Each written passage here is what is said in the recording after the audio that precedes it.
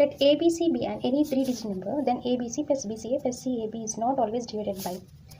So ఇక్కడ ఈ 3 ABC, BCA, CAB ఈ 3 డిజిట్స్ యొక్క సమ్ చేసినప్పుడు it's not always divided by. So ఏ నెంబర్తో డివిజిబుల్ కాదు అనేది అడుగుతున్నారు. అంటే డివిజిబుల్ కాదు అని అర్థం ఇక మనం జస్ట్ ఫ్యాక్టర్స్ని ఫైండ్ అవుట్ చేసామంటే సరిపోతుంది. సో ఫ్యాక్టర్స్ ఫైండ్ అవుట్ చేయాలంటే ఏం తెలియాలి, మనకి ఏబీసీ అనే నెంబర్ ఏంటో తెలియాలి.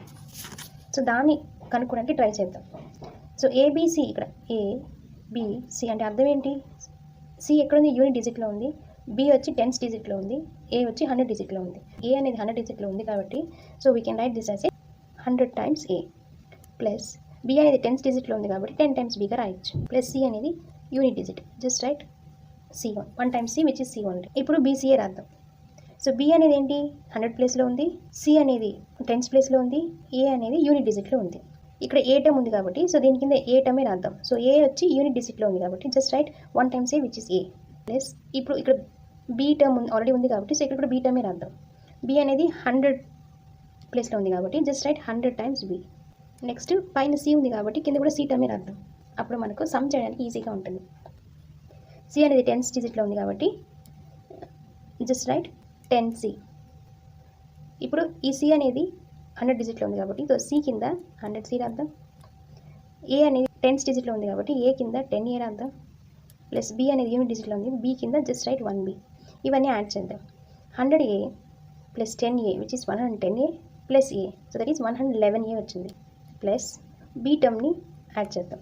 ఇక్కడ 100 10 ఇక్కడ 1, so 100 plus 10 plus 1 which is 111. ఇక్కడ 100 10 1, సో 111C. ఇక్కడ 3 టర్మ్స్లో 111 111 111 కామన్ ఉంది కాబట్టి సో 111ని కామన్ తీస్తాం. సో అప్పుడు ఏమవుతుంది, ఫస్ట్ టర్మ్ ఏ అవుతుంది, సెకండ్ టర్మ్ బి అవుతుంది, థర్డ్ టర్మ్ సి అవుతుంది. సో ఈ 111ని మనం ఇచ్చిన ఆప్షన్స్లో ఇది నెంబర్స్తో వస్తుందా లేదా చూద్దాం. ఇక్కడ 3 ఉంది, 37 ఉంది. సో మనకు 37 times 3 ఈజ్ 111, ఇజంట్ ఇట్? అంటే ఏంటి, ఈ 3 డిజిట్స్ యొక్క some factors 37 3 A plus B plus C. అంటే ఈ 3 డిజిట్స్ యొక్క సమ్ ఫ్యాక్టర్స్ ఇవి కాబట్టి ఈ 3 నెంబర్స్తో ఇవి డివిజిబుల్ అవుతుంది.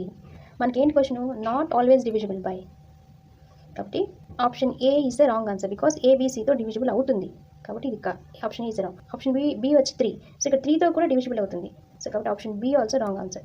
ఆప్షన్ సి 37 కూడా ఇక్కడ ఫ్యాక్టర్గా ఉంది, so 37 also is not our right option. Only 17 is not divisible by this number, so that's why the answer is D.